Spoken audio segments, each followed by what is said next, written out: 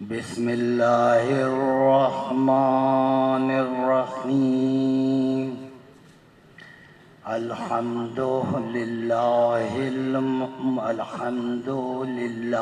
المعروف من غیر رؤیا والخالق من غیر رویہ والصلاة والسلام علی من اختارہ اللہ من شجرۃ الانبیاء ومشکاة الضیاء وزوایۃ العلیاء وسرۃ البطحاء ومصابیح الظلماء وینوبیع الحکمہ بالقاسم محمد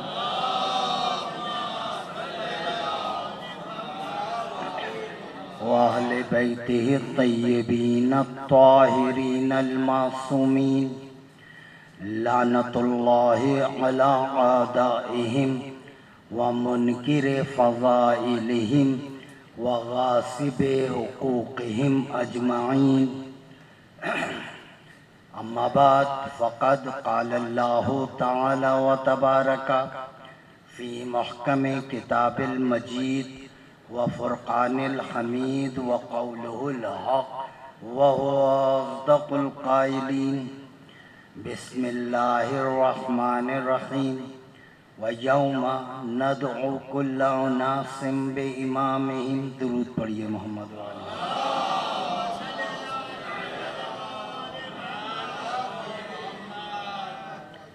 اقبال حیدر ندیم صاحب نے مجھے ڈرا دیا ہے کہ آپ لوگ نیند کی وادیوں میں ہیں، خدا کے لیے بیداری کی منزل پر آ جائیے گا۔ مجھ میں اب اتنی ہمت نہیں ہے کہ میں آپ کو جگاؤں بھی اور مجلس بھی پڑھوں۔ ایک بلند ترین درود پڑھیے محمد وعلیہ۔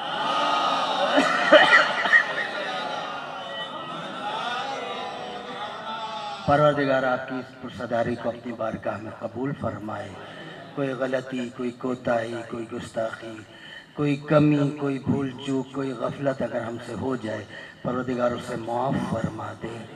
پروردگار جو لوگ بے روزگار ہیں انہیں روزی روزگار عطا ہو، جو صاحب روزگار ہیں یا کاروبار میں مشغول ہیں ان کے روزگار کاروبار کو ترقی عطا فرما، جو بیمار ہیں بیمار کربلا کے صدقے میں انہیں شفائے کاملہ اور عاجلہ عطا فرما۔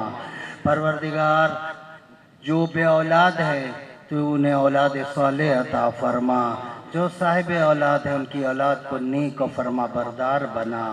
ہماری مومنہ بیٹیاں جو شادی کی عمر تک پہنچ گئیں اور ابھی تک گھروں میں بیٹھی ہیں، پروردگار تجھے حسین کی بچیوں کا واسطہ انہیں اپنے اپنے گھروں کا کر دے۔ ہمارے بیٹے اور بیٹیاں جو تعلیم میں یا کیریئر میں مشغول ہیں پروردگار انہیں کامیابی اور کامرانی عطا فرما دے۔ پروردگار دنیا میں جہاں جہاں آل محمد کے چاہنے والے بستے ہیں انہیں اپنے حفظ و امان میں رکھ۔ دنیا میں جہاں جہاں دشمنان آل محمد بستے ہیں انہیں نیست و نابود فرما دے۔ پروردگار جو لوگ قرض میں مبتلا ہیں، پریشان حال ہیں، ان کی پریشانیوں کو دور کر دے۔ یہ جتنے مومنین جو اس فرش عزا پر آتے ہیں، اس فرش عزا پہ سے اٹھنے سے پہلے تک ان کی تمام نیک حاجتوں کو اپنی بارگاہ میں قبول فرما لے۔ پروردگار قصر مسیب کے مکین مسیب صاحب کے تمام رشتہ داروں، عزیز و اقارب جو اس فرش عزا کو بچھانے میں تک و دو کرتے ہیں، پروردگار ان کو جہاں جہاں بھی رہتے ہیں انہیں اشاد و آباد رکھ، ان کے گھروں کو ہر طرح کی پریشانی اور مصیبتوں سے محفوظ رکھ۔ پروردگار مسیب صاحب اور ان کے خاندان کے جتنے بھی مرحومین و مرحومات ہیں ان کی قبروں کو نور معصومین سے منور فرما اور حشر میں ان کو شفاعت معصومین عطا فرما۔ پروردگار آل محمد کے چاہنے والے جہاں جہاں آباد ہیں انہیں شاد و آباد رکھ، دشمنان آل محمد جہاں جہاں آباد ہیں انہیں نیست و نابود فرما۔ پاکستان اور دنیا بھر سے اس وبا کا خاتمہ فرما، پاکستان کو سلامتی، امن اور استحکام عطا فرما، ہمارے وارث کا ظہور فرما، ہمیں ان کے اعوان و انصار میں شمار فرما۔ جیتی جاگتی ایک درود پڑھیے محمد و آل محمد۔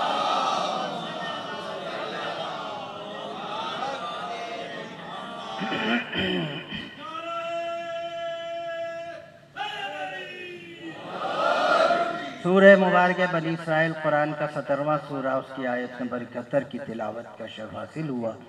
وَيَوْمَ نَدْعُو كُلَّ أُنَاسٍ بِإِمَامِهِمْ، قیامت میں ہم ہر کسی کو امام کے ساتھ بلائیں گے، امام آگے ہوں گے، ماننے والا پیچھے ہوں گے۔ کیا منظر ہوگا، کیا منظر ہوگا کہ علی کی قیادت ہوگی، لوائے حمد کا سایہ ہوگا، ہم پیچھے پیچھے ہوں گے، حشر کے میدان میں آ رہے ہوں گے اور منکر عزاداری پکڑ پکڑ کر زنجیروں میں قید کر کے جہنم میں جا رہے ہوں گے۔ اس دن دیکھیں گے کہ منظر کیا ہوگا۔ امامت کو سمجھنا ہے اس لیے کہ ہر شے کا دار و مدار امام پر ہے، ہمارے اعمال کا دار و مدار امام پر ہے، ہمارے عقائد کا دار و مدار امام پر ہے۔ اسی لیے کا من ماتا ولم یعرف امام زمانے ہی ماتا میتتن جاہلیہ، اگر کوئی مر گیا اور اپنے زمانے کے امامی کو نہیں پہچانتا تو وہ جاہلیت کی موت مرا، جہالت کی نہیں، جاہلیت کی، گمراہی کی موت مرا۔ یہ شخص ایسے ہی ہے کہ بندہ منزل کی طرف چلے مگر اسے یہی نہیں معلوم ہو کہ منزل کو راستہ کون سا جاتا ہے، ساری زندگی وہ بس گھومتا رہے، ادھر سے ادھر نکل گیا، ادھر سے ادھر نکل گیا، ادھر سے ادھر نکل گیا اور راستے ہی میں موت آ گئی، منزل ملی ہی نہیں۔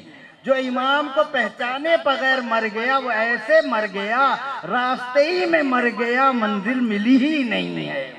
تو امام کو پہچاننا ہے کیونکہ سب چیزوں کا دار و مدار امام پر ہے، نجات کا دار و مدار امام پر ہے۔ تو آئیے پہچانے امام کو، پہچانے۔ اب ہم نے پہچاننا امام کو تو پہلے دیکھے ابتدائی امامت، ابتدا سمجھ میں آئے تاکہ انتہا سمجھ میں آئے۔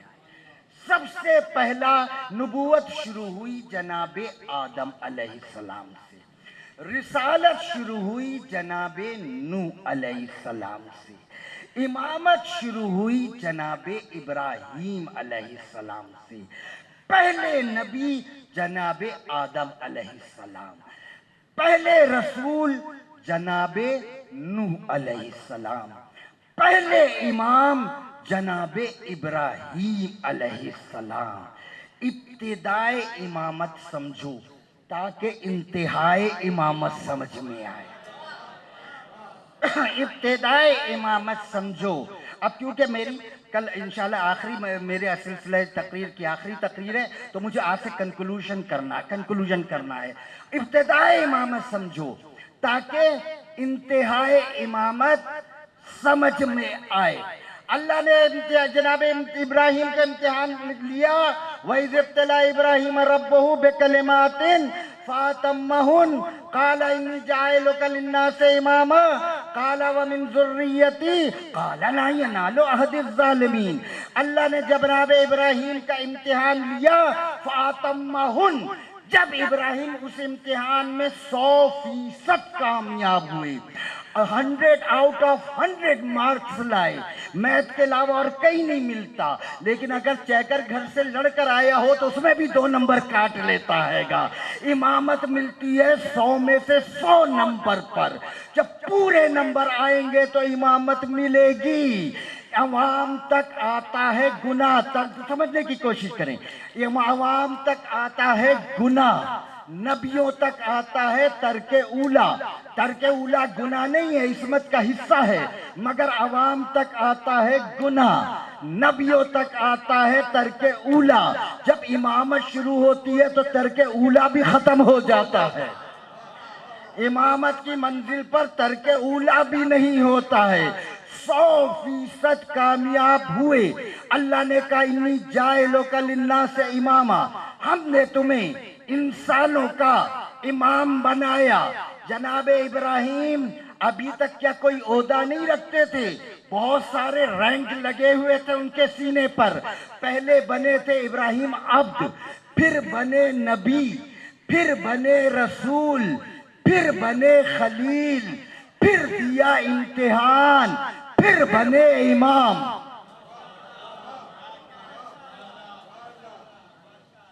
اتنے سارے رینک لگے ہوئے ہیں، پہلے بنے اب، پھر بنے نبی، پھر بنے رسول، پھر بنے خلیل، پھر دیا امتحان، پھر بنے امام۔ یا اللہ میں اس بھولے بھالے مجمع کو شاید یہ بات سمجھا دوں، ابراہیم پہلے عبد، پھر نبی، پھر رسول، پھر خلیل، پھر دیا امتحان۔ جب 100 میں سے 100 مارکس لے لیے تو بنے امام۔ امتحان کا قانون کیا ہوتا ہے؟ امتحان کا قانون ہوتا ہے کہ اگلی کلاس ملے۔ امتحان کا قانون اگلی کلاس ملے۔ بچہ میٹرک کا امتحان دیتا ہے، پاس ہوتا ہے، کون سی پھر جاتا ہے ایف ایس سی میں۔ بیٹے آپ نے پاس ہو گئے امتحان میں؟ ہاں میٹرک کر لیا۔ اب کس میں جائیں گے؟ ایف ایس سی میں۔ امتحان کے بعد بڑی کلاس ملتی ہے۔ کبھی ایسا ہوا ہے کوئی بچہ امتحان میں میٹرک کے پاس آ جائے، بیچارہ ٹاپ کر لے، اب کس میں گئے؟ تو واپس میٹرک میں ڈال دیا کیونکہ میں امتحان پاس کر گیا۔ نہیں میں نے یہ کیوں کہا، یہ میں مسلمانوں کا عقیدہ بھی بتاؤں گا۔ امتحان کے ڈپارٹمنٹل امتحان ہوتا ہے نا، ڈپارٹمنٹل امتحان ہوتا ہے، ایک سپاہی ہوتا ہے، وہ امتحان دیتا ہے، ہیڈ کانسٹیبل بنتا ہے، پھر ڈپارٹمنٹل امتحان دیتا ہے، اے ایس آئی بنتا ہے، پھر دیتا ہے سب انسپیکٹر بنتا ہے، پھر دیتا ہے انسپیکٹر بنتا ہے۔ اوپر امتحان کے بعد ہمیشہ اوپر کا عہدہ ملتا ہے۔ کبھی ایسا ہوا بیچارے اے ایس آئی نے امتحان دیا، پاس ہوا، واپس اسے سپاہی لگا دیا گیا۔ امتحان کے بعد کون سا درجہ ملتا ہے؟ اوپر کا۔ اب میں نے دیکھنا ہے آپ میں سے کتنے جلدی سے پہنچتے ہیں۔ امتحان کے بعد ہوتا ہے اوپر کا۔ ابراہیم پہلے تھے عبد، پھر بنے نبی، پھر بنے رسول، پھر بنے خلیل، پھر دیا امتحان، پھر بنے امام، پھر بنے امام۔ اس کا مطلب ہے امامت نبوت سے بھی افضل ہوتی ہے۔ وہ چھوٹا عہدہ تو نہیں ملنا تھا نا، رسول تو بن ہی گئے تھے، امتحان لے کے امام بنایا۔ معلوم چلا امامت نبوت سے بھی افضل ہوتی ہے، امامت رسالت سے بھی افضل ہوتی ہے۔ امامت اب گھبرانا نہیں۔ میری مجلس میں بیٹھ کے کوئی مومن گھبرایا نہ کیا کرے۔ آپ کے ذہنوں میں سوال بعد میں پیدا ہوتے ہیں، جواب میرے ذہن میں پہلے آ جاتا ہے۔ امتحان دیا، معلوم چلا امامت نبوت سے بھی افضل ہوتی ہے، امامت رسالت سے بھی افضل ہوتی ہے۔ میرا رسول ہے 12 سے بھی بڑا امام۔ میں دیکھ رہا ہوں کچھ گھبرا گئے۔ میرا رسول ہے نا 12 سے بھی بڑا امام ہے۔ کیوں؟ اس لیے کہ 12 ہے کائنات کے امام، یہ ہے 12 کا بھی امام۔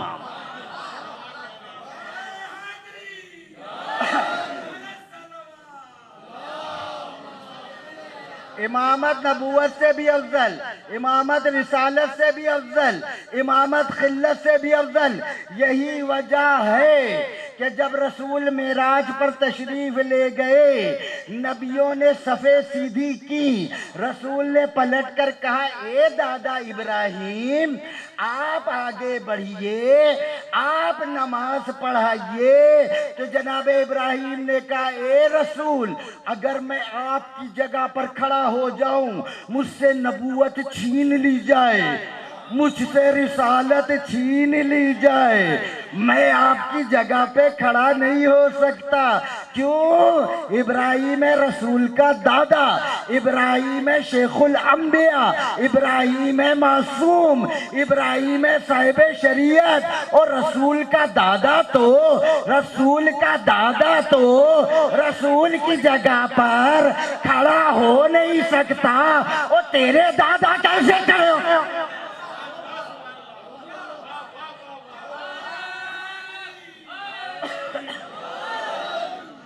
میرے رسول اب ابراہیم کو بنائے امتحان۔ اچھا اب ایک دلچسپ بات بتاؤں بچوں کی معلومات۔ اللہ نے کہا ہم نے امتحان لیا کس سے؟ کلمات سے۔ یہ کلمات کیا تھی؟ مسلمانوں نے لکھا، سنیے. میں نے کہا نا شروع میں وہ جملہ کیوں کہا تھا. تم سب مسلمانوں نے، ہمارے مسلمان بھائیوں نے تفسیر میں لکھا کہ وہ امتحان کیا تھا. انہیں کہا کہ رسول کو کچھ سنتیں دی گئیں، جناب ابراہیم کو کچھ سنتیں دی گئیں. جناب ابراہیم نے سنتوں پہ عمل کر لیا، اللہ نے امام بنا دیا. اچھا بھائی، وہ سنتیں کیا دی گئیں؟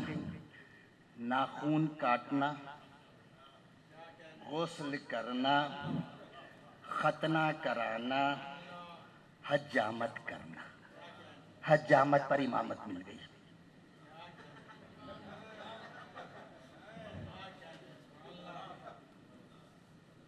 حجامت پر امامت مل گئی. چلو اچھا ہوا کچھ کی ذاتیں پہچانی گئی.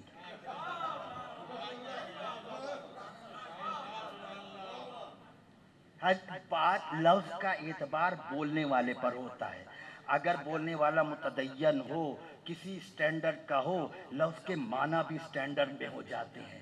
بولنے والا بازاری ہو، لفظ بھی بازاری بن جاتا ہے. اللہ نے کہا میں خلیفہ بنا رہا ہوں، فرشتے عبادت سمیٹ کر چلے آئے ہمیں بنا دے. کہاں وہ؟ آپ نے بولنا شروع کیا، نائی کو خلیفہ کہنے لگے. اللہ نے امتحان اس پر امام، حجامت پر امتحان نہیں ملتا، حجامت پہ امامت نہیں ملتی. اللہ نے کہا کلمات پہ. میں یہ کبھی پھر قرآن کی آیتیں پڑھ کے بتاؤں گا کلمات کیا، کیونکہ یہ میرا موضوع نہیں، مجھے ابھی کنکلوژن کی طرف جانا ہے. کلمات پہ یہ کلمات کیا ہیں؟ علماء عادات نے کہا کسی آیت کی تفسیر نہ ملتی ہو تو علم العادات کا باب کھول لو. علم العادات بتا دے گا اس کے اندر راز کیا ہے. کلمات کاف، لام، میم، الف، تے، 5 حروف ہے. ان 5 میں کاف، لام، میم، الف یہ مذکر ہیں.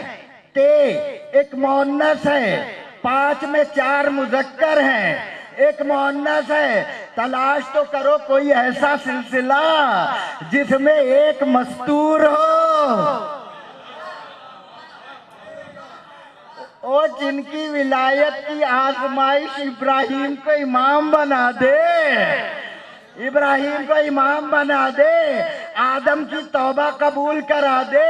کہتے ہیں علی کو حکومت کا بڑے شوق تھا، علی کو حکومت کی لالچ تھی، اور جن کے نام پر امامت بٹتی ہو اللہ جانے وہ کتنا بڑا امام ہوگا.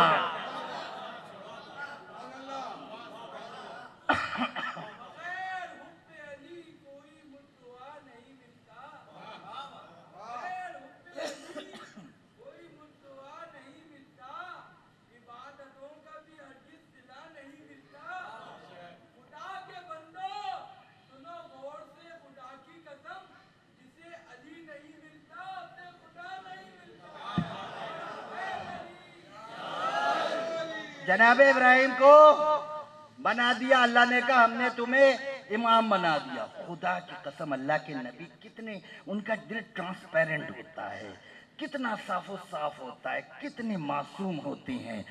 اگر ابراہیم کی جگہ میں ہوتا اور اللہ مجھ سے کہتا آل احمد بالگرامی ہم نے تمہیں امام بنا دیا، میں نے تو پلٹ کر کہنا تھا میں امام بن کر کیا کروں گا. تخت پر تو نمرود بیٹھا ہے، حکومت اس کے پاس ہے، فوجیں اس کے پاس ہیں، دولت اس کے پاس. ابراہیم پلٹ کر کہ یا اللہ ہمیں خالی خولی کا امام بنا دیا ہے. محل جو ہے وہ تو فرعون کے پاس، محل تو نمرود کے پاس ہے، فوجیں اس کے پاس ہے، طاقت اس کے پاس ہے، مال و اسباب اس کے پاس ہے، حکم اس کا چلتا ہے. میں اکیلا امام بن جاؤں؟ ابراہیم بھی خاموش ہے. جانتے ہیں تخت پر چاہے کوئی بھی نمرود بیٹھا ہو، امام جہاں ہوتا ہے امام ہوتا ہے. امام جہاں ہوتا ہے امام ہوتا ہے. امام متوکل نے آپ کے امام علی نقی علیہ السلام کو بلایا. یہ بچوں تمہیں دلیل دے رہا ہوں تاکہ شک لے کے نہ جانا. متوکل کو کسی نے کہا کہ یہ جو امام علی نقی ہے نا شیعوں کے امام، یہ بڑا اسلحہ جمع کر رہے ہیں، ان کی فوجیں یہ کسی وقت بغاوت کر سکتے ہیں۔ انہوں نے کہا اس کا ایک طریقہ یہ کہ میں انہیں اپنی طاقت دکھاؤں۔ کہا اس نے بلایا اور یہ کیا کہ جیسے مارچ پاسٹ نہیں ہوتا 23 مارچ کو فوجوں کا، اس نے اسی طرح ایک مارچ پاسٹ کا اہتمام کیا۔ اب بنو عباس اپنے دور کی سپر پاور حکومت ہے، چھوٹی موٹی حکومت نہیں ہے۔ اس نے اور امام کو لے کے کھڑا ہو گیا تاکہ یہ میری فوج دیکھیں، میرے ہتھیار دیکھیں اور یہ خوفزدہ ہو جائیں، علی کا لال خوفزدہ ہو جائے۔ جس نے ان کو اپنے جیسا سمجھا اسی نے مار کھائی ہے۔ کیا یہ دیکھے اور یہ جو ہے نا خوفزدہ ہو جائے۔ اب امام کو لے کے کھڑا ہوا، اب آگے مارچ پاسٹ ہو رہا ہے، اتنی بڑی فوج سلطنت عباسیہ لے کر گزر رہی ہے، فوجیں گزر رہی ہیں، طرح طرح کی ہتھیار گزر رہے ہیں، اور یہ پلٹ پلٹ کے دیکھ رہا ہے اچھا یہ دیکھ رہا ہے، ان کو پتا میری کیا طاقت۔ جب ساری فوج گزر گئی 1.5 گھنٹے 3 گھنٹے میں، تو امام سے پوچھتا ہے آپ نے دیکھی ہماری فوج؟ امام نے کہا ہاں دیکھی، مگر تو نے ہماری فوج نہیں دیکھی۔ آپ نے ہماری فوج دیکھی؟ کہاں دیکھی، مگر تو نے ہماری نہیں دیکھی۔ اگر یہی تو خطرہ تھا، ہے آپ کی بھی فوج ہے؟ کہاں دکھاؤں؟ دکھائیے۔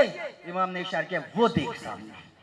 اب جو نگاہ ڈالی تو زمین سے آسمان تک عذاب کے فرشتے ہیں، ہاتھ میں سنگینے لیے ہیں، ابھی امام حکم دیں، ابھی اس پر حملہ کر دیں۔ دیکھا منظر کی تاب نہ لا سکا، بے ہوش ہو کر گر گیا۔ جب ہوش میں لایا امام نے کہا آپ نے دیکھی ہماری فوج؟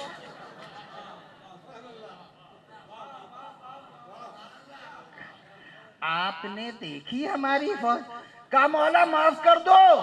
کیا کر دیا، مگر ایک بات یاد رکھنا، مظلومیت ہماری اختیاری ہے، مجبوری نہیں ہے۔ مظلومیت ہماری اختیاری ہے، مجبوری نہیں ہے۔ اللہ نے کہا ہم نے ابراہیم کو امام بنایا۔ بس اس وقت گفتگو اتنا ہی رکھنا ہے، اور کبھی ہوگا نا تو اس کو اور تفصیل سے پڑھیں گے۔ ہم نے ابراہیم کو انی جاعلک للناس اماما، ابراہیم کس کے امام بنے؟ للناس، انسانوں کے، عالمین کے نہیں۔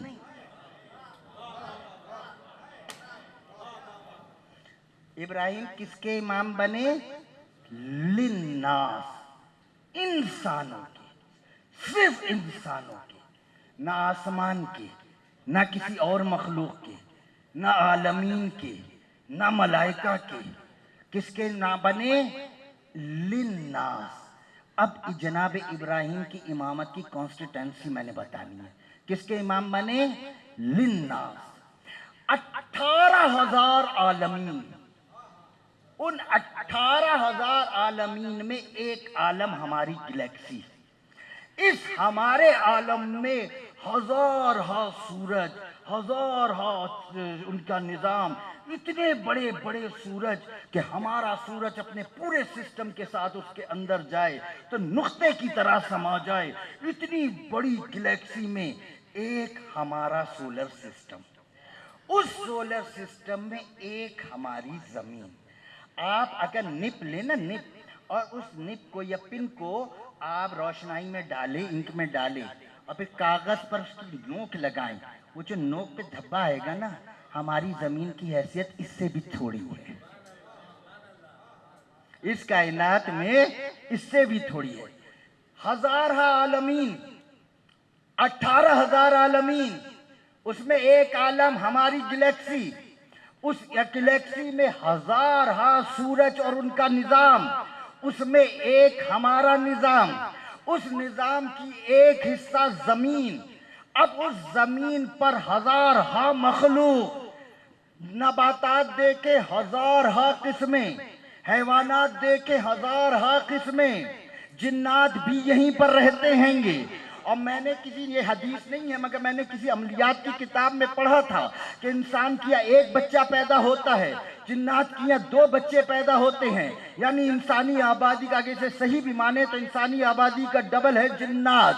ہزارہا پرندے، ہزارہا چرندے، ہزارہا درندے، ہزارہا نباتات، ہزارہا جنات، اور ان میں انسان کتنی پرسنٹیج بنی؟ 1% بھی نہیں بنتے۔ اس کے امام ہے ابراہیم۔ یا اللہ میری یہ محنت سوارت گئی ہو، کیونکہ آپ نے تو بتایا ہی نہیں کہ آپ تک بات پہنچی یا نہیں پہنچی۔ ہزار ہے اس انسان کے امام کون ہے؟ ابراہیم۔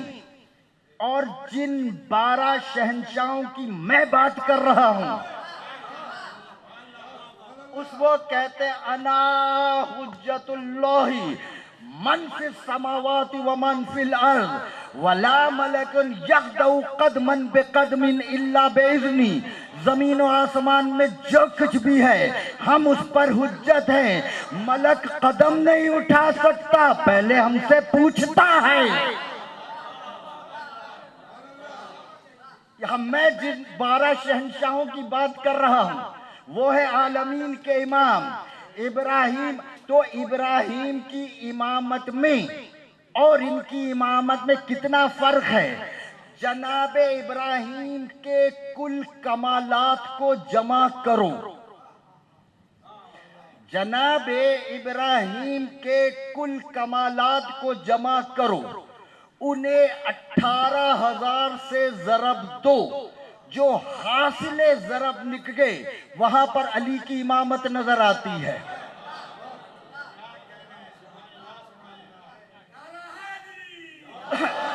جناب ابراہیم کی امامت کے کمالات کو جمع کرو 18,000 سے، جمع کرو اسے 18,000 سے ضرب دو، جہاں پر جو حاصل ضرب نکلے وہ علی کی امامت نظر آتی ہے۔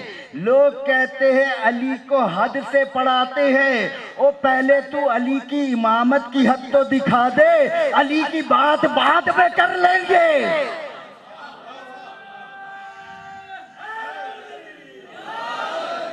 18,000 کمالات کو، ابراہیم کے کمالات کو 18,000 سے ضرب کو، پھر جو آئے گی وہ میرے مولا علی کی امامت ہے۔ بس آج سے میں ولایت تکوینیہ امامت کی بتا رہا ہوں، کل تفصیل سے بچوں کو سمجھاؤں گا ولایت تکوینیہ کیا ہوتی ہے۔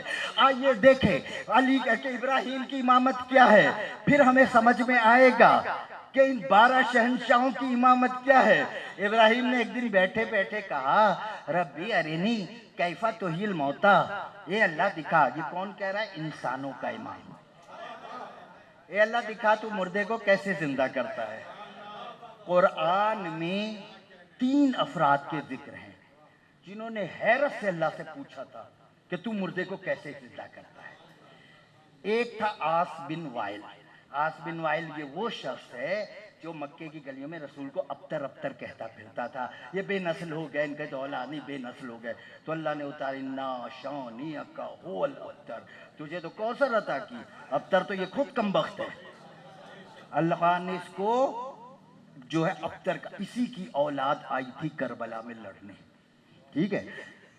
اب چلے یاد آ گیا تو بتاؤں، شام کے دربار میں آپ کی مولا حسن کو بلایا، مولا حسن آنے والے تھے، تو حاکم شام نے کہا کہ جیسے ہی حسن آئے نا تو حسن کی برائیاں کرنا شروع کر دینا، کھڑے ہو کے خاندان کی۔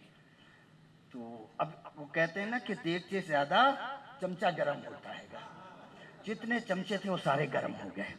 تو جیسے ہی تو یہ اس کی اولاد کھڑی ہو گئی اور کہنے لگے اے حسن تم کیا سمجھتے ہو، تم نے اپنے آپ کو کیا سمجھ کے رکھا ہے، اور یہ ہے، اور تمہارے بابا یہ کہتے تھے وہ کہتے تھے، کچھ بھی ثابت نہیں، یہ وہ۔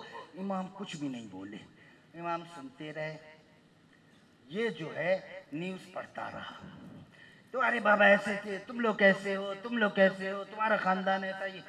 جب بول بول کے بک بک کے تھک گیا، امام نے کہا ارے تو اسی کی اولاد نہیں ہے؟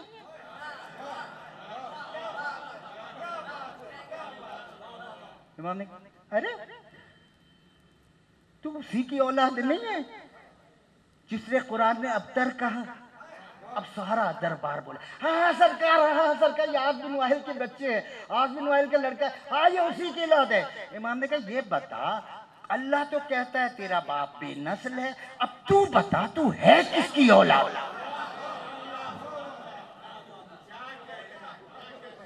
یہ رسول کا عاص بن وائل بڑا دشمن تھا۔ ایک دن اس کو ایک انسانی پوسیدہ سی ہڈی ملی، اس نے ہاتھ میں ہڈی لی اور کہنے لگا اپنے ساتھیوں سے چلو آج محمد کے سامنے میں نے ایسی دلیل رکھنی ہے، محمد لاجواب ہو جائیں گے، چپ ہو جائیں گے، سارا فلسفہ ان کا برباد ہو جائے گا۔ یہ آیا سرکار کے پاس اور اس طرح کر کے ہڈی کو یوں یوں کر کے توڑ کے چورا کرنے لگا اور ہڈی کا چورا گرنے لگا، اور جب گرتا تو کہتا یہ انسان کو تیرا اللہ زندہ کرے گا، اس انسان کو اللہ تیرا زندہ کرے گا، اس ہڈی کو زندہ کرے گا۔ اللہ اس نے جھگڑا کیا رسول سے، رسول نے کوئی جواب نہ دیا، رسول کے بدلے اللہ لڑنے چلا آیا، رسول کے بدلے اللہ لڑنے چلا آیا۔ اور جس محمد کا بدلہ اللہ نہیں چھوڑتا، رسول کے بدلے وہ اللہ لڑنے چلا آیا۔ فوراً آیت ہوتی وَضَرَبَ لَنَا مَثْلًا وَنَسِيَ خَلْقًا قَالَ مَنْ يُحْيِي الْعِظَامَ وَهِيَ رَمِيمٌ قُلْ يُحْيِي الَّذِي أَنشَأَهَا أَوَّلَ مَرَّةٍ وَهُوَ بِكُلِّ خَلْقٍ عَلِيمٌ۔ یہ مثالیں دیتا ہے ہماری، ہم کیسے زندہ کریں گے؟ اس سے کہہ دو جیسے پہلے زندہ کیا تھا ویسے ہی، جیسے ابتدا میں بنایا تھا دوبارہ کر دیں گے۔ چیز کو شروع میں بنانا مشکل ہوتا ہے، کوئی فارمولہ بھی نہیں ہوتا ہے، جس چیز سے بنانا ہوتا ہے وہ چیز بھی موجود نہیں ہوتی۔ جب اللہ پہلے بنا سکتا ہے تو اب تو کم از کم اس کا بارود تو موجود ہے، اس کی جزا تو موجود ہے، انہی کو جمع کر کے پھر بنا دیں گے۔ ایک عام انسان نے پوچھا اللہ کیسے زندہ کرے گا؟ اللہ نے کوئی پریکٹیکل کر کے نہیں بتایا، انہوں نے کہا اللہ نے جیسے پہلے بنایا تھا ویسے ہی بنائے گا، چل پھوٹ یہاں سے۔ عام انسان نے پوچھا، میرے جملہ دینی، اللہ کیسے زندہ کرے گا؟ اللہ نے کوئی پریکٹیکل نہیں کیا، اللہ کہا جیسے تجھے پہلے ابتدا میں خلق کیا ہے دوبارہ خلق کرنا تو اور آسان ہے، نکل یہاں سے پھوٹ۔ ایک عام انسان کو جواب دیا۔ اب ایک نبی نے سوال کیا، جناب عزیر جا رہے ہیں اپنے گدھے پر، ساتھ ٹفن باکس بھی ہے، اس میں کھانا ہے گرم گرم، ایک وادی سے گزرے جہاں پر عذاب سالوں پہلے آ چکا ہے، ہر طرف ہڈیاں بکھری ہوئی ہیں، دیکھ کر کہتے ہیں او کالذی مر علی قریۃ وہی خاویۃ علی عروشها قال ان یحیی ہذہ اللہ بعد موتها۔ بکھری ہوئی ہڈیوں کو دیکھ کے کہا اللہ انہیں کیسے زندہ کرے گا؟ اللہ نے اس نبی پر ہی تجربہ کر دیا، اسی کو مار دیا۔ جناب عزیر 100 سال تک مردہ پڑے رہے، پھر 100 سال بعد اٹھایا اور پوچھا عزیر کتنا سوئے؟ کہا لبثت یومن و بعض یوم، ایک رات یا تھوڑا سی رات سویا ہوں گا۔ کہا دیکھو انظر الی طعامک، پہلے اپنے کھانے کی طرف دیکھو، بالکل تر و تازہ ہے، دھواں اس میں سے اب بھی اٹھ رہا ہے۔ پھر اپنے گدھے کی طرف دیکھو، بالکل اس کی ہڈیاں بکھری ہوئی ہیں، ڈھانچہ بکھرا ہوا ہے، گوشت ختم ہو چکا ہے، بالکل چاروں طرف بکھرا ہوا ہے۔ کہا اب ہم بتاتے ہیں کیسے زندہ کریں گے، اب ہم بتاتے ہیں کیسے زندہ کریں گے۔ ہڈیوں نے ملنا شروع کیا، گوشت نے چڑھنا شروع کیا، کھال نے بننا شروع کیا، تھوڑی دیر میں گدھا کھڑا ہو کے ڈھیچو ڈھیچو کرنے لگا۔ اللہ نے کہا زندہ کر دیا نا، زندہ کر دیا نا۔ اللہ نے جناب عزیر کو 2 میسج دیے، 2 میسج دیے۔ ایک تو یہ دیا کہ 100 سال بعد بھی مار کر اس گدھے کو زندہ کر کے بتایا کہ ہم زندہ کیسے کرتے ہیں۔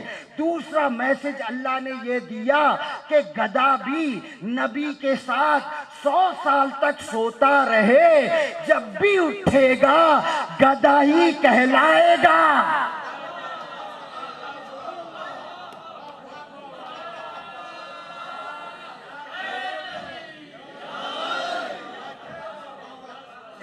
ایک خاندان تھا، آپ ایک بات کروں، سمجھیں گے سمجھ لیجئے گا، نہیں سمجھیں گے میں سمجھاؤں گا نہیں۔ ایک خاندان تھے، ان کے ایک بزرگ مر گئے، انہوں نے ان کا مزار بنا دیا. اب لیکن اس مزار پہ کوئی آتا ہی نہیں تھا. وہ بڑے پروہت بھائی، عرس کا بھی پروپیگنڈا، پینرز وینر، کوئی آتا ہی نہیں تھا. انہوں نے کہا یار ہمارے اس بابے کے مزار پہ تو کوئی آتا نہیں ہے، اگلا جو بابا مرے گا تو ہم اس کا وہ جو شہر کا سب سے بڑا بابا ہے نا اس کے برابر میں بنا دیں گے. وہاں تو لوگ آتے ہی آتے ہیں.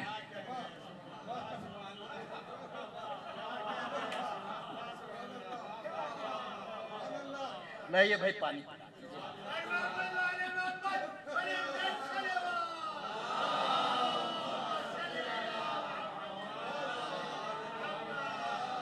وہاں تو لوگ آتے ہی ہیں نا. جب لوگ جمع ہوں گے تو ہم کہیں گے ارے بھائی وہاں تو ہمارے بابا بھی ہیں.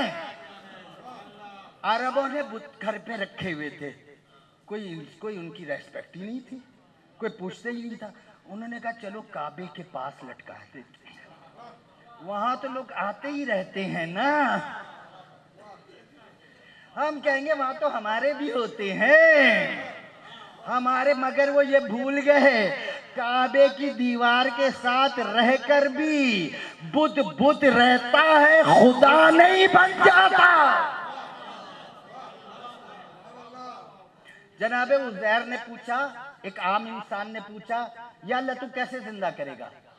اللہ نے صرف ایک چھوٹا سا جواب دیا، بھئی جیسے پہلے تمہیں بنایا تھا ویسے ہی کر دیں گے، بھاگو یہاں سے. کوئی اور جواب نہیں ہے. نبی نے پوچھا کیسے زندہ کرے گا؟ اللہ نے نبی کو مارا، اسی پر تجربہ کرا دیا ایسے زندہ کریں گے. اب ایک امام پوچھ رہا ہے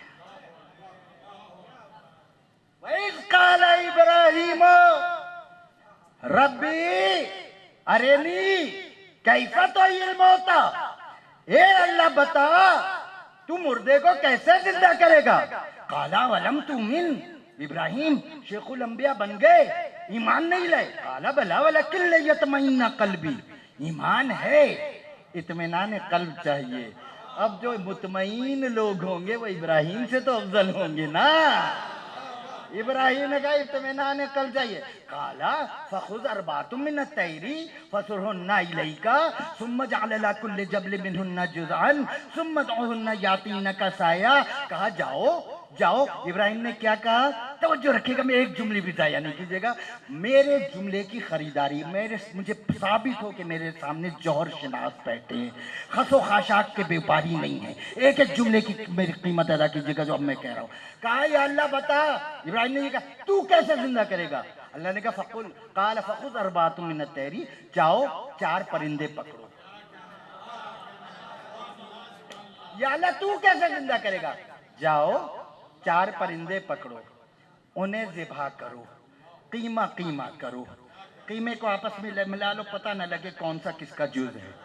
4 پہاڑوں میں بکھیرو، منقارے پکڑ کے آواز دو، ہماری قدرت کا تماشا دیکھو. ابراہیم نے 4 پرندے پکڑے، چاروں کو ذبح کیا، قیمہ کیا، قیمے کو ملایا، پتہ نہ چلا کس کا کس جز ہے.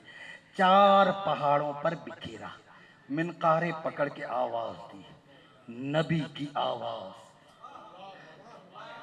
موت کے سمندر پر کن فیکون کے سنگریزے بن کر گری. یم حیات میں تلاطم آیا، نیستی ہستی سے دو چار ہوئی، یعنی زندگی موت پر بار ہوئی. پرندوں کے اجزاء ہوا فضا میں بلند ہوئی، جز نے جز کو پہچانا، کوئی کسی غلط جز سے نہ ملا. جز ملے تو گل بنا، گل میں بالوں پر نکلے، رگیں نکلیں، خون جاری ہوا. پرندے حمد الہی کرتے ہوئے آئے، ہر پرندہ اپنی منقار سے ملا، کوئی غلط منقار سے نہ ملا. منقار سے ملا، فضا میں بلند ہو گئے. میں نے ان 4 پرندوں کو روکا اور میں نے کہا اے پرندوں، تم میں سے 2 حلال جانور ہیں، 2 حرام ہیں. کبوتر اور مرغ تھے اور کوا اور مور تھے.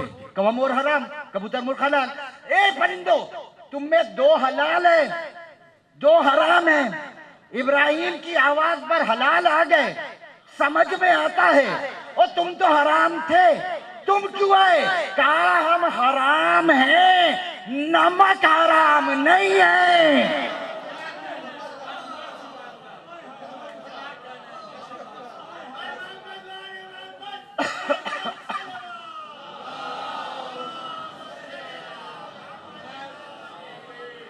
ہم حرام ہیں، نمک حرام نہیں ہے، اور نبی نے بلایا ہے، تم سے تو اچھے ہیں، بلاتا رہے آتے ہی نہیں ہو۔ آئے، اب ابراہیم نے کیا کہا؟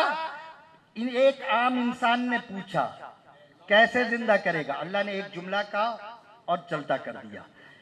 نبی نے پوچھا، اللہ نے تجربہ کرا دیا اسی کے اوپر۔ اب امام نے پوچھا تو کیسے زندہ کرے گا؟ اللہ نے یہ نہیں کہا قبرستان میں آ جاؤ، ہم قبر سے کوئی مردہ زندہ کر کے دکھائیں۔ اللہ نے کہا چاہو خود زندہ کر لو۔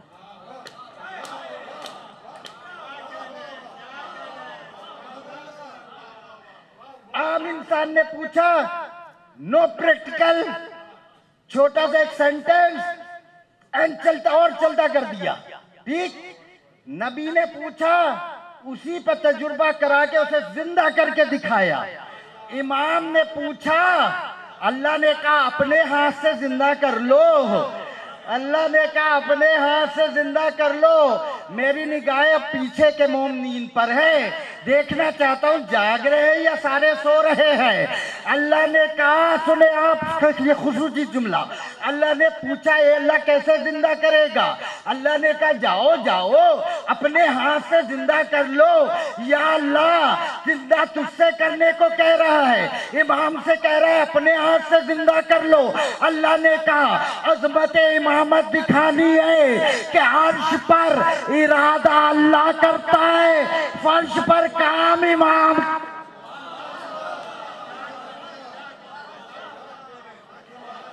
عرش پر ارادہ اللہ کرتا ہے، فرش پر کام امام کرتا ہے۔ ان الامام وقر لارادۃ اللہ، امام اللہ کے ارادے کی تجلی گاہ ہوتا ہے۔ ارادہ وہاں ہوتا ہے، تدوین یہاں ہوتی ہے، حکم وہاں ہوتا ہے، تعمیل یہاں ہوتی ہے، کنز مخفیت وہاں ہے، ظہور یہاں ہے، قدرت وہاں ہے، اختیار یہاں ہے۔ اللہ اولاد دینے کا ارادہ کرتا ہے، پہلے یہ ارادہ امام پہ نازل ہوتا ہے، پھر امام کے دروازے سے اولاد ملتی ہے۔ اللہ رزق دینے کا ارادہ کرتا ہے، پہلے امام پر نازل ہوتا ہے، پھر امام کے دروازے سے رزق ملتا ہے۔ اللہ حیات دینے کا ارادہ کرتا ہے، پہلے امام پر نازل ہوتا ہے، پھر امام کے دروازے سے حیات ملتی ہے۔ اللہ موت دینے کا ارادہ کرتا ہے، پہلے امام پر نازل ہوتا ہے، پھر امام کے دروازے سے موت کا حکم جاری ہوتا ہے۔ تو پیارے پیارے مسلمانوں، جب موت بغیر وسیلے کے نہیں ملتی تو وسیلہ مانتے ہوئے موت کیوں آتی ہے؟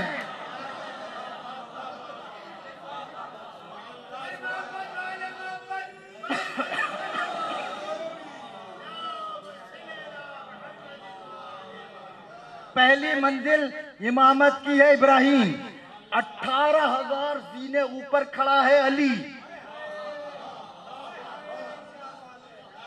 میں علی کا اختیار نہیں بتاتا، میں علی کے اس بیٹے کا اختیار بتاتا ہوں جو علی کی زندگی میں علی بن کر آیا۔ امام زین العابدین جو علی کے ہوتے ہوئے تو کوئی علی بنے ہی نہیں نا، علی کے ہوتے ہوئے جو علی بن کر آئے، اللہ جانے وہ زین العابدین کیا ہوگا۔ پورا واقعہ نہیں سنا رہا، میں کبھی سناؤں گا۔ بلخ سے چلا ایک مومن، بیوی بھی کہنے لگی اب بھی میں بھی چلوں گی، میں تمہارے امام کی ہر سال آتا تھا، میں بھی امام کی زیارت کروں گی۔ حج پر آتا تھا، پھر زیارت کر کے جاتا تھا۔ آیا، حج کیا، واپس مدینے کی طرف امام کی زیارت کے لیے آ رہا تھا۔ راستے میں طبیعت خراب ہوئی، اتنی خراب ہوئی مر گئی۔ ایک جگہ سایہ دیکھا، اسے وہاں لٹا دیا، منہ پہ چادر ڈالی، آیا خود مدینے آیا۔ امام کا احترام ملحوظ ہے، آتے ہی چیختا پکارتا روتا دھوتا نہیں آیا۔ محفل لگی تھی، آ کے کونے میں سلام کر کے کونے میں بیٹھ گیا۔ امام نے پلٹ کر کہا بلخ سے 2 آدمی نہیں چلے تھے؟ بلخ سے 2 نہیں چلے تھے؟ کہ مولا آپ سب جانتے ہیں، بیوی تھی، ظاہرہ تھی آپ کی، مر گئی۔ کہا جا لے کر آ، ہماری زیارت کو تڑپ رہی ہے۔ کہا میں کنفرم کر کے آیا ہوں مر گئی ہے۔ ایک صحابی بولا وہ کمزور عقیدے کے، یہ تو دیکھ کہہ کون رہا ہے۔ دوڑ کر گیا، دیکھا وہ بیٹھی سائے میں انتظار کر رہی ہے۔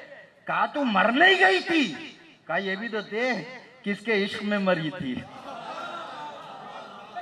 مرے ہی بندہ اگر مرنا ہی ہے تو 14 کے عشق میں کیوں نہیں مرتا؟ دنیا میں مر جاتا ہے، دولت میں مرتا ہے، شہرت میں مرتا ہے، وہ 14 میں مر کر دیکھو کیسی زندگی ملتی ہے۔ کہا وہ میں مر گئی تھی، ملک الموت میری روح لے کر جا رہے تھے، میں نے دیکھا ایک نوجوان سامنے آیا، اس نے کہا کہاں لے جا رہے ہو؟ کہا مولا لے عرش اولا پر۔ کہا واپس کرو، پتہ نہیں میری ظاہرہ ہے، واپس کرو۔ اس سے اقتدار ہو تو وہ امام بنتا ہے، یہ اقتدار ہو تو واپس کرو۔ اب میں آپ سے ایک سوال پوچھتا ہوں، یہ میں بعض مثالیں دیتا ہوں، اسے اصل پہ منطبق نہیں کریں، بچوں کے سمجھانے کے لیے۔ کمشنر کا آرڈر ڈپٹی کمشنر کینسل کر سکتا ہے؟ نہیں کر سکتا نا، یہ میں مثالن دے رہا ہوں، اسے اصل پہ نہیں لے جانا، سمجھانے کے لیے۔ کمشنر کا آرڈر ہو ڈپٹی کمشنر کینسل کرے گا؟ نہیں۔ ملک الموت کس کے آرڈر سے کرتا ہے موت؟ اللہ کے آرڈر سے نا۔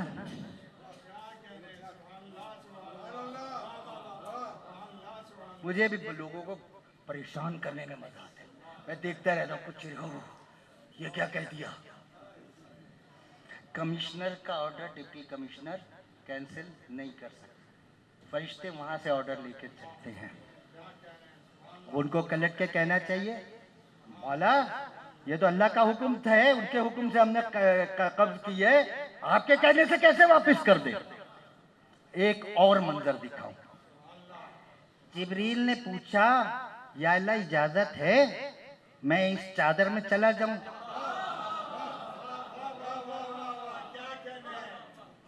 اللہ نے کہا اجازت ہے۔ نیچے آیا، پھر چادر کے پاس کھڑے ہو کے کہتا ہے یا رسول اللہ اجازت ہے؟ کمشنر کی اجازت کے بعد ڈپٹی کمشنر سے نہیں پوچھا جاتا۔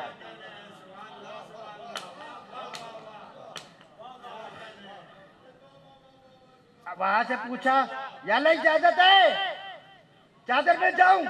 کہا اجازت ہے۔ وہ اللہ کی اجازت ہے، وہ خود کر کے آتا، چادر اٹھا، ہٹو مجھے بھی جگہ دو۔ وہاں سے پوچھا اجازت ہے؟ اجازت ہے۔ اب چادر کے پاس کھڑے ہو کے کہتا ہے یا رسول اللہ اجازت ہے؟ وہ اللہ سے اجازت لے کر آیا، پھر کیوں پوچھتا ہے؟ یہ جبریل جانتا ہے انہوں نے اگر نہ کر دی تو اس کی ہاں بھی نہ میں بدل جائے گی۔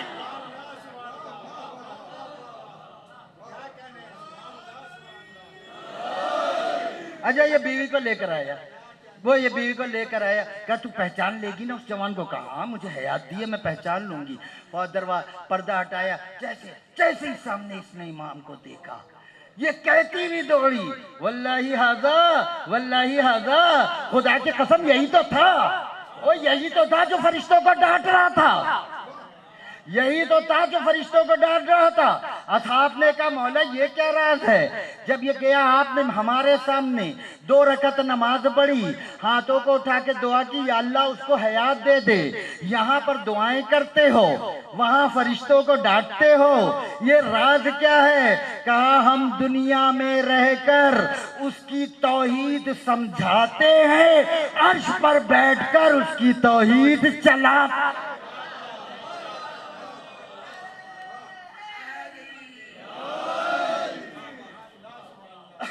اب 18,000 اب یہ ساری کائنات ہے، بس جلدی سے جو 14 آگے تھوڑا سا بات 10 منٹ زیادہ ہو جائے نا تو ناراض نہیں ہوئیے گا۔ 14 جو ہے ان کی امامت کا مرتبہ، ان کی امامت کا مرتبہ دیکھیں۔ اب اس دنیا میں 3 طرح کی مخلوق ہوئی، 2 طرح کی ہوئی، ایک نظر آنے والی، ایک غائب، ٹھیک ہے؟ نظر آنے والی میں بھی 2 ہوئی، ایک انسان ایک غیر انسان۔ انسان پر تو ان کا اختیار دکھا دیا۔ جناب مظہر مولا علی کے صحابی ہیں، کہنے لگے مولا میں ذرا اپنے کام کے سلسلے میں آفیشیل کام میں کے سلسلے میں مجھے کل فلاں جگہ جانا ہے. مولا نے کہا ہاں چلے جانا مگر راستے میں جنگل آتا ہے. انہوں نے کہا ہاں مولا جنگل تو آتا ہے. کہا وہاں ایک شیر ہوتا ہے اور جب وہ بھوکا ہوتا ہے وہ راستے میں آ جاتا ہے اور جو مسافر ہوتے ہیں انہیں غذا بناتا ہے اور آج کل وہ بھوکا ہے کافی دنوں سے وہ انتظار میں ہے. کہا مولا آپ نے تو گاڑی اسٹارٹ ہونے سے پہلے ہی ریورس لگوا دیا.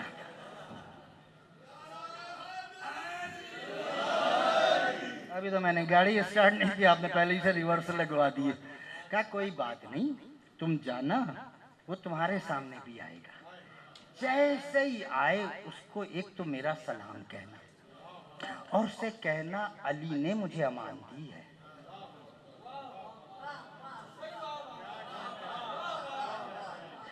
علی نے مجھے امان دی ہے. یہ گئے.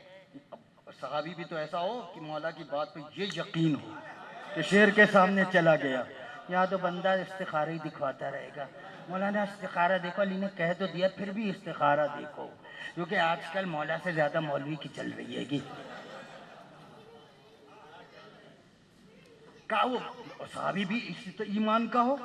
چلے وہ چلے راستے ہی میں جب وہیں پر اسی مقام پر وہ شیر سامنے آیا. انہیں دیکھ کر چنگھاڑا. جیسے ہی وہ چنگھاڑا انہوں نے کہا علی نے تجھے سلام کہا ہے اور علی نے مجھے امان دی ہے. جیسے ہی کہا وہ اپنی جگہ رکا. آسمان کی طرف دیکھ کر اس نے 5 مرتبہ پھر چنگھاڑا اور راستہ دے دیا. اب یہ تو اور چوڑے ہو کے جا رہے ہیں. جبھی تو میں اپنے بچوں سے کہتا ہوں علی کے فضائل اس طرح سنا کر.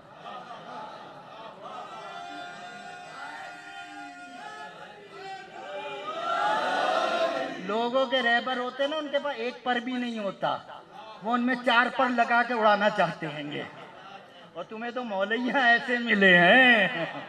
اچھا وہ چلے گئے واپس آئے. اب واپس آئے تو بڑے خوشی خوشی چلے آ رہے ہیں. مولا میں تو ہو آیا. کہا کیا ہوا؟ ہاں مولا وہ آیا تھا سامنے میں نے اس کو جو آپ نے کہا تھا کہہ دیا. کہا اچھا اس نے کیا کہا؟ کہا مولا اس نے میری بات سن کر آسمان کی طرف دیکھ کر چنگھاڑا تھا. کہا کتنی مرتبہ کام چلا؟ کہا مولا یہ تو یاد نہیں. کہا 5 مرتبہ تو نہیں؟ ہاں مولا 5 مرتبہ چنگھاڑا تھا. کہا جانتے ہو وہ کیا کہہ رہا تھا؟ کہا یہی جانتا تو میں علی نہ ہوتا. آپ کے چوتھے امام بیٹھے تھے اس مصلی پر. ایک صحابی آ گیا کوئی بات پوچھنی تھی. دیوار کے اوپر 2 کبوتر اور کبوترنی بیٹھے تھے. مولا کو دیکھ کر وہ دونوں آپس میں غٹر غن کرنے لگے. امام نے اپنے صحابی سے کہا جانتے ہو یہ کیا کہہ رہا ہے؟ کہا میں جانتا تو زین العابدین نہ ہوتا. کہنے لگا کبوتر کبوترنی سے کہہ رہا ہے اے یا ارسی انتی احبو الیہ الا ھذا الرجل. اے میری کبوترنی تو مجھے ساری جہاں سے زیادہ پیاری ہے الا مگر سوائے اس جوان کے جو مصلی پر بیٹھا ہے. اچھا جو کہا 5 مرتبہ نا ان کا ہاں مولا ہاں یاد آ گیا 5 مرتبہ. جانتے ہو کیا؟ نہیں مولا نہیں جانتے. کہا اس نے 5 مرتبہ چنگاڑ کے کہا اقرا وسیع محمد سلام منی. او میرا بھی سلام محمد کے وسیع کو پہنچا دینا. میرا بھی سلام پہنچا دینا محمد کے وسیع کو. یہ اقتدار. اب آخری اقتدار رہ گیا وہ سن لیں. جنات نظر آتے ہیں. جنات کے نام سے بھی لوگ ڈر جاتے ہیں. وہ جنات تو بڑی چیز ہیں. یہ کیا کہتے ہیں ایک مولانا صاحب تھے وہ ذرا مغرب سے تھوڑا پہلے اندھیرا چھا گیا تھا قبرستان سے گزرے. روزانہ گزرتے تھے. ماسٹر بھی تھے اور وہ کہتے تھے السلام علیکم یا اہل القبور. جن بچوں کو وہ زیادہ مارتے تھے انہوں نے کہا اس کو سبق سکھانا ہے. وہ پہلے سے آ کے پیٹ چھپ گئے. انہوں نے کہا السلام علیکم یا اہل القبور. بچوں نے پیچھے سے آواز لگائی وعلیکم السلام ماسٹر عبد الغفور.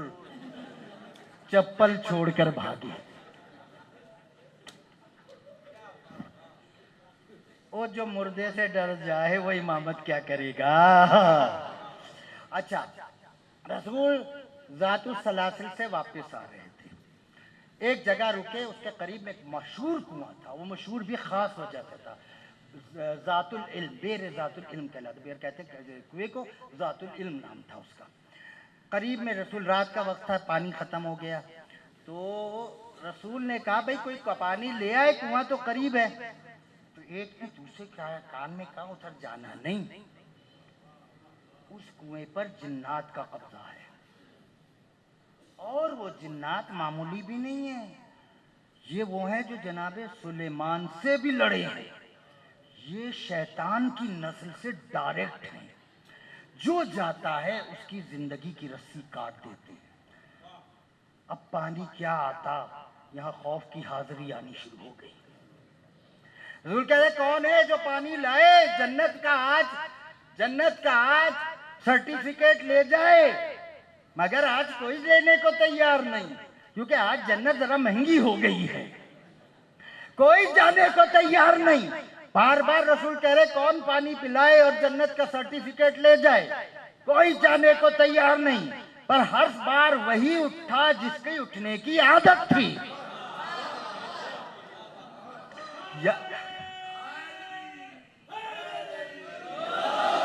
کہا یا رسول اللہ میں لے آؤں، آخر میں نے کہا جا علی تو پانی لے کر آ۔ علی ڈول لے کر چلے، پیچھے اور لوگ نامہ نگار بھی چلے۔ آج دیکھیں گے، اب مزہ آئے گا نا، خیبر میں تو انسانوں سے مقابلہ، خندق میں انسانوں سے مقابلہ، بدر میں انسانوں سے مقابلہ، یہاں ان سے جو نظر ہی نہیں آتے ان سے مقابلہ۔ علی نے ڈول ڈالی، انہوں نے رسی کاٹی، علی نے کہا اچھا تم نے رسی کاٹی، میں تمہارے زندگی کی رسی کاٹتا ہوں۔ تلوار نکالی، نیچے اترے، اب اوپر سے دیکھ رہے ہیں، سن رہے ہیں، آوازیں آ رہی ہیں، علی یوں تلوار چلا رہے ہیں، علی یوں تلوار چلا رہے ہیں، سب اوپر سے پکارے علی خیر ہے، یا علی یا علی یا علی۔ اللہ جانے علی نے کتنوں سے کیسوں سے علی علی کروایا ہے۔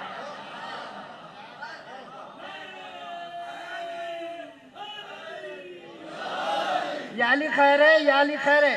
تھوڑی دیر میں علی باہر نکلے، کہا 20,000 مار دیے ہیں، 24,000 کو غلام بنا دیا ہے، کہا پانی تو لے لے، کہا یہی غلام پہنچائیں گے پانی۔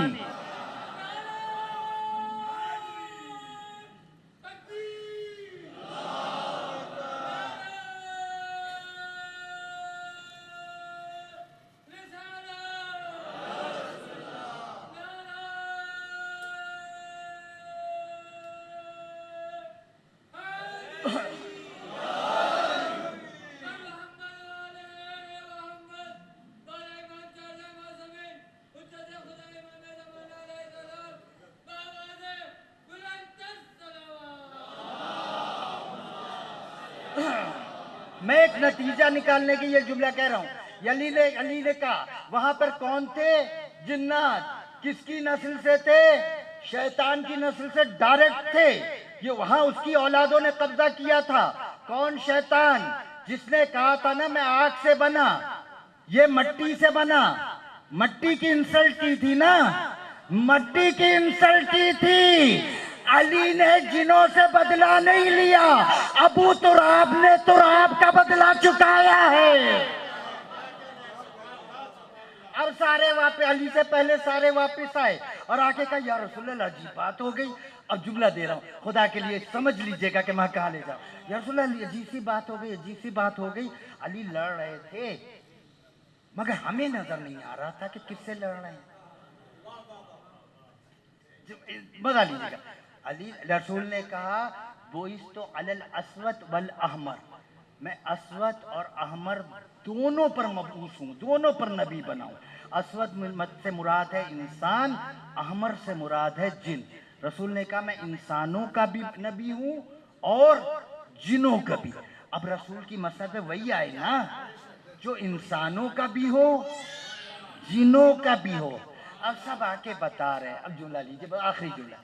یا رسول اللہ عجیب بات ہے، ہم نے دیکھا کہ کنویں میں علی تلوار چلا رہے ہیں، یہ کبھی ادھر کبھی ادھر کبھی ادھر، میں یہ نظر نہیں آ رہا کہ کس پر چلا رہے ہیں۔ रसूल ने कहा वो जिन थे। या रसूल अल्लाह, जो मेरा कीमती जुमला होता है उसके लिए मैं सुबह भी कर सकता हूँ। या रसूल अल्लाह, रसूल अली यूं यूं करके तलवार चला रहे थे। रसूल इंसानों पर भी नबी और जिनों भी। या रसूल अल्लाह, यूं यूं करके तलवार चलाते तो नजर आ रहे थे, मगर ये नजर नहीं आया कि किस पर चला रहे थे। रसूल ने कहा वो जिन थे, तुम्हें नजर नहीं आएंगे।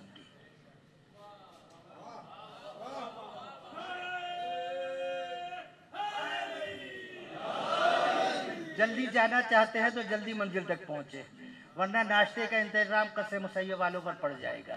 क्या रसूल अल्लाह, अली तलवार चला रहे थे, हमें नजर नहीं आ रहा था किस पर तलवार चला रहे।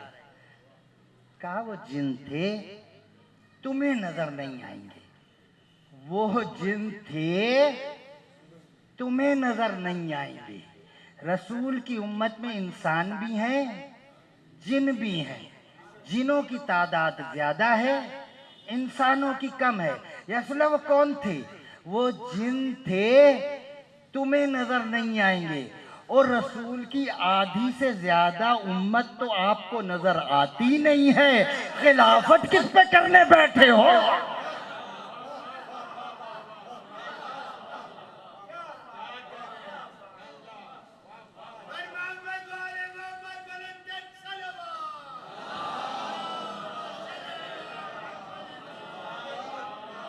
ये इब्राहिम जब करबला से गुजरे तो यकदम पत्थर से टकराए और नीचे गिर पड़े, पैरों से खून जारी हुआ। कहा या अल्लाह, कोई मासियत हो गई? कहा नहीं इब्राहिम, यहाँ हर नबी का खून बहेगा। कहा क्यों? कहा यहाँ मेरा हुसैन कत्ल किया जाए। फिर अल्लाह ने इब्राहिम को वाक़या करबला सुनाया और इब्राहिम कई दिनों तक जो है वो सोगवार रहे। ज़ियारत नाहिया में मौला फरमाते हैं वला अकियन्ना अलैका वला अंदुबन्नका सबाहन व मसान वला अकियन्ना अलैका बदलत दुमूदिमान। ए दादा हुसैन, मैं आपके गम में सुबह भी रोता हूँ, शाम भी रोता हूँ, खून के आंसू बहाता हूँ। एक आलिम को मौला की ज़ियारत हुई ख्वाब में। कहा मौला, ये आपकी जुमला है कि मैं आए दादा हुसैन, मैं आपके गम में खून के आंसू बहाता हूँ? कहा हाँ, ये हमारा जुमला है। कहा मौला इसलिए बहाते हैं कि आपके जब हुसैन शहीद हुए, कहा मेरे मौला हुसैन भी होते तो वो भी खून के आंसू बहाते। कहा मौला इसलिए बहाते हैं कि अब्बास के हाथ का बाजू काटे गए, कहा अब्बास भी होते तो वो भी खून के आंसू बहाते। कहा इसलिए बहाते हैं कि अली अकबर के सीने में बर्छी लगी, कहा अली अकबर होते तो वो भी खून के आंसू बहाते। कहा मौला फिर आप खून के आंसू क्यों बहाते हैं? कहा हम अहले बैत ने उस दिन से खून के आंसू बहाने शुरू किए जिस दिन से हमारी दादी ज़ैनब के सर से चादर।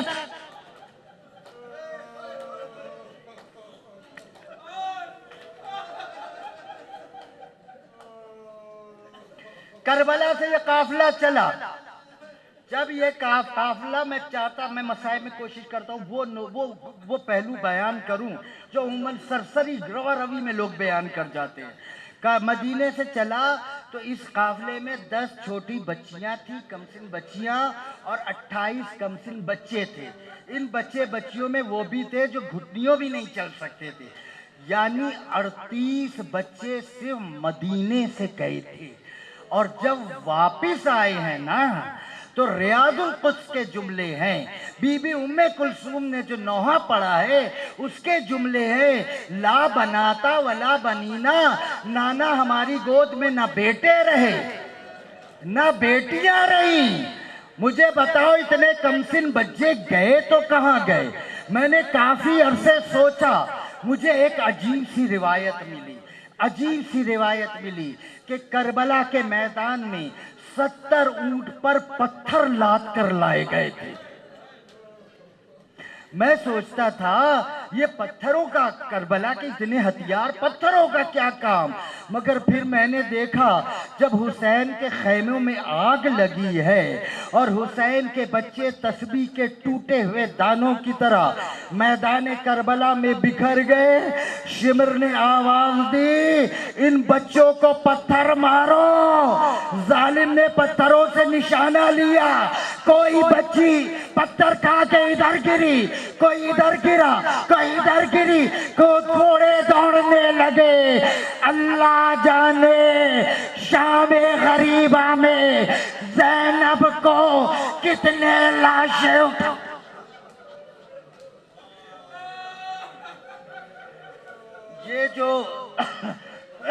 یہ جو تاریخ کربلا ہے نا، جو تاریخ درد کہلاتی ہے، اس میں انفرادی نقصان جو سب سے زیادہ ہوا ہے وہ علی کی بیٹی بی بی رقیہ کا ہوا ہے۔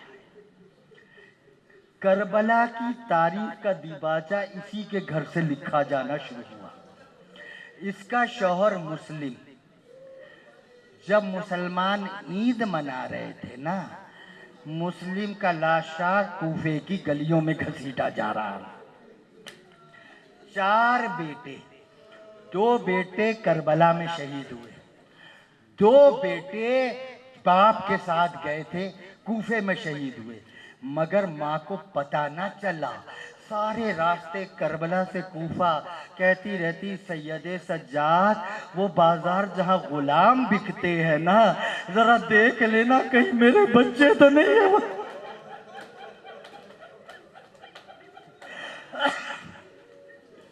مولا آپ کے آنسوؤں کو قبول کرے، بی بی آپ کے آنسوؤں کو ضائع نہیں ہونے دے گی۔ حسین کی غریب ماں آپ کو قیامت میں نہیں رونے دے گی۔ اچھا بچے لڑکے تو اور بیویوں کے بھی شہید ہوئے، مگر یہ جو بی بی رقیہ ہے اس کی ایک بیٹی کربلا میں شہید ہوئی، اس کا نام ہے عاتقہ۔ یہ ہے جناب سکینہ کی ہمسن، یہ کربلا میں شہید ہوئی۔ کب شہید ہوئی؟ مجھے دیکھے پھر میں کہہ رہا ہوں عزاداروں کے دل نازک ہوتے ہیں۔ میرے امام چوتھے امام نے اگر حکم دیا نہ ہوتا کہ ہمارے مصائب خبردار نہ چھپانا، خدا کی قسم جو آج میں مصائب پڑھنے لگا ہوں کبھی بھی نہ پڑھتا، کیونکہ مجھ میں بھی ہمت نہیں ہے۔ جب حسین کی گردن کاٹ لی تو شمر نے آپ کے سید کے بالوں میں انگلیاں ڈالی اور کمینہ لے کے جب سر چلا تو ایک آواز اس نے لگائی، لوٹو تبرکات آل رسول کو۔ جیسے اس نے کہا نا لوٹو تبرکات آل رسول کو، اب جب جنگ ہو رہی ہوتی ہے فوج ایک جگہ کھڑی نہیں ہوتی ہے گی، پورے میدان کربلا میں میلوں تک فوج بکھری ہوئی تھی۔ چور ڈاکوؤں کو، آل محمد کا مال لوٹ کر کھانے والوں کو جب آواز آئی لوٹو تبرکات آل رسول کو، کوئی کہیں سے گھوڑا دوڑاتا ہوا چلا، کوئی کہیں سے گھوڑا دوڑاتا ہوا چلا، کوئی کہیں سے 2 گھوڑا دوڑاتے ہوئے آئے اور پھر وہ سرحد پار کر لی جہاں رسول بھی آ کر رک جاتے۔ مہذب دنیا میں قانون ہے جہاں بچے ہوں عورتیں ہوں وہاں پر ہارن بھی بجانے کی اجازت نہیں ہوتی، مریض ہوں ہارن بھی نہیں، گاڑی بھی تیز نہ چلائے۔ بچوں کا دل نازک ہوتا ہے نا، کہیں خوف سے نہ مر جائے۔ اللہ جانے جب دوڑتے ہوئے گھوڑے خیموں میں داخل ہوئے ہوں گے حسین کے بچوں پر کیا گزری ہوگی۔ یہ کمینے دوڑتے ہوئے گھوڑے پر بیٹھے انہوں نے باقی سامان بعد میں لوٹا، پہلے نیزے کی نوک سے بیویوں کی چادریں اتارنی شروع کی۔ کبھی اس بی بی کی چادر اتاری، کبھی اس بی بی کی چادر اتاری، کبھی اس بی بی کی چادر اتاری۔ چادریں اتارنی انہوں نے نوکے نیزہ سے شروع کر دی۔ یہ بچی عاتقہ جب اس نے یہ لوٹ مار دیکھی، دوڑتے ہوئے گھوڑے دیکھے، یہ گھبرا کے بھاگی۔ اس نے چاہا خیمے سے نکلے، اب جو بھاگی کبھی اس گھوڑے کی ٹانگوں سے ٹکرائی، کبھی اس گھوڑے کے ٹاپوں سے ٹکرائی، کبھی اس گھوڑے کی ٹاپوں سے ٹکرائی۔ اللہ تمہاری اولاد سلامت رکھے، اللہ تمہاری بیٹیوں کا مقدر اچھا کرے۔ یہ کچی کبھی اس گھوڑے سے ٹکرائی، کبھی اس گھوڑے سے ٹکرائی، کبھی اس گھوڑے سے ٹکرائی، گھوڑوں سے ٹکراتی رہی۔ جب ظالم لوٹ کر چلے گئے، گھوڑے کی ٹاپوں سے اٹھنے والی دھول بیٹھی، زینب نے دیکھا خیمے کے دروازے پر ایک بچی کی لاش پڑی ہے۔ ماتم کرو ماتم، لٹ گیا بطول کا گھر۔ دیکھا خیمے کے دروازے پر ایک لاش پڑی ہے۔ بی بی آئی، غور سے لاش کو دیکھا، دائیں طرف سے آئی، چاہا لاش کو اٹھائے، لاش نہ اٹھا سکی۔ بائیں طرف سے آئی، چاہا لاش کو اٹھائے، اب میری طرف توجہ رکھیے گا، دائیں طرف سے آئی، کمر میں ہاتھ ڈالا، چاہا لاش کو اٹھائے، نہ اٹھا سکی۔ بائیں طرف سے آئی، چاہا لاش کو اٹھائے، نہ اٹھا سکی۔ زینب نے طواف کرنا شروع کیا، کبھی اس طرح لاش اٹھانا چاہتی، کبھی اس طرح لاش اٹھانا چاہتی۔ جب لاش زینب سے نہ اٹھ سکی نا، کربلا کا رخ کیا، حسین کے لاشے کو دیکھ کر کہا، بھائی حسین، لگتا ہے عاتقہ کی لاش ایسے اٹھانی پڑے گی جیسے تم نے قاسم کی لاش، جیسے تم نے قاسم کی لاش اٹھائی تھی۔ مگر میرے بھائی انصاف کر، تیرے پاس تو چادر تھی، قاسم کی لاش اٹھا لی، میری چادر شمر کمینہ لے گیا، میری چادر شمر کمینہ